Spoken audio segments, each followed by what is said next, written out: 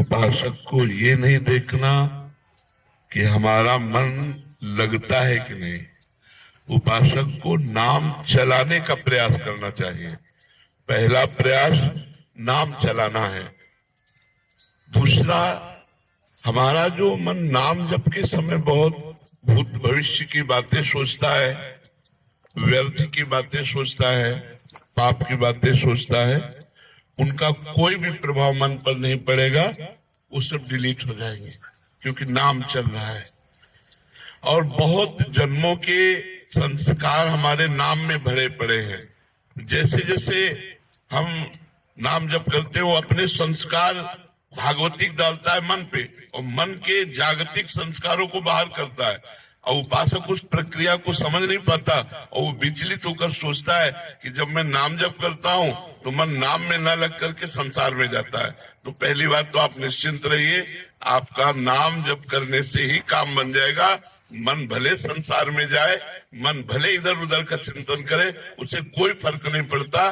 जैसे अग्नि में दाहिका शक्ति है तो आप भाव से छुओ या अनजान को या कोई जान के जैसे भी छुओगे उसमें दाहिका शक्ति अपना काम तुरंत करेगी, आपको जला देगी, स्पर्श करते ही जला देगी। जैसे अमृत में मारण शक्ति का नाश करने वाली शक्ति विराजमान है, आप जो ही अमृत पिएंगे आप मृत्यु से बच जाएंगे।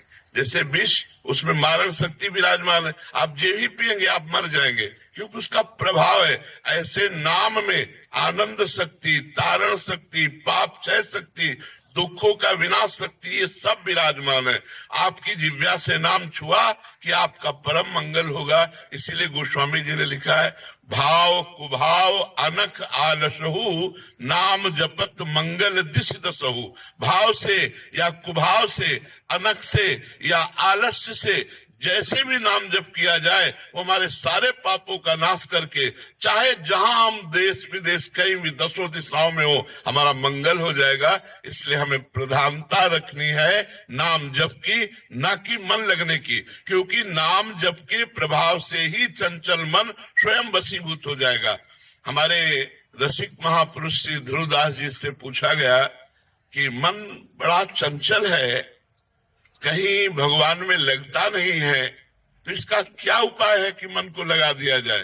तो उनका मन तो चंचल सबनते, या को कौन उपाय। तो बोले साधन को हरि भजन है, कै सत्संग सहाय। यदि महापुरुषों का सत्संग मिले और भगवान नाम जप करने को मिले तो हमारा मन आज नहीं तो कल निश्चित लग जाएगा। लेकिन आज हम अभी राधा बोल रहे हैं और अभी हमारे प्राण निकल जाए और मन संसार में लगा रहा है तो भी हमें भगवत प्राप्ति हो जाएगी। जैसे पुत्र में मन लगा था अजामिल का, ना कि भगवान में, और पुत्र का नाम था नारायण, तो जहां नारायण पुकारा तो उसका कल्याण हो गया। मन उसका पुत्र में लगा था, अपने पुत्र को पुकारा नारायण, लेकिन नारायण नाम भगवान का, तो उसका अंतिम समय काम बन गया। और हम जानबूझ के राधा राधा बोलेंगे तो हमारा मंगल नहीं हो जाएगा।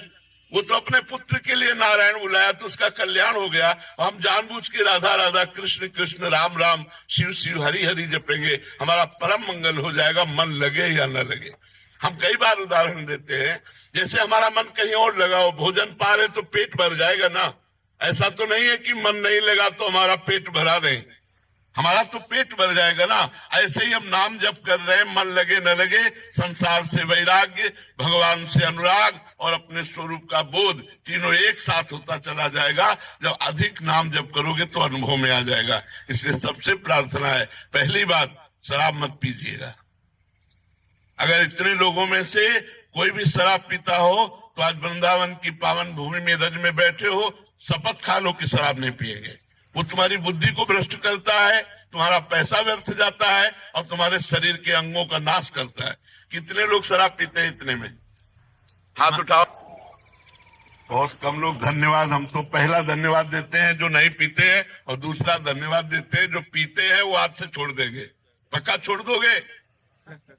छोड़ दोगे? हाँ, पहली बात शराब नहीं पीना। दूसरी बात, राजकीय, राष्ट्रीय और व्यापारिक, इन उद्देश्यों में जो देश विदेश जाते आते हैं या जो हमारे देश के संरक्षक हैं उनको मांस भी परोसा जाता है। कोशिश कीजिए, हम ना की कसम नहीं खा रहे, कोशिश कीजिए कि आपका आहार मांस शून्य हो। जैसे हमारे राष्ट्र सैनिक हैं, इनको सुविधा होती खा सकते हैं और चाहे तो ना भी खा सकते हैं, तो हम जोर नहीं देते, लेकिन प्रार्थना करते हैं कि बिना मांस के भी शरीर में बल आ जाएगा यदि आप संयम से रहेंगे और पवित्र भोजन पावेंगे। किसी जीव का मांस ना खाइए, क्योंकि ये पाप आपके शरीर को अभी नहीं तो आगे चलकर, और इस जन्म में नहीं तो अगले जन्म में बहुत दुख भोगना पड़ेगा जो दूसरे शरीरों का मांस खाते हैं। अगर राष्ट्रीय सेवा में है तो भगवान जैसे निर्वाह करे वैसे निर्वाह करो। अगर बच सकते हो तो मांस खाने से बचो।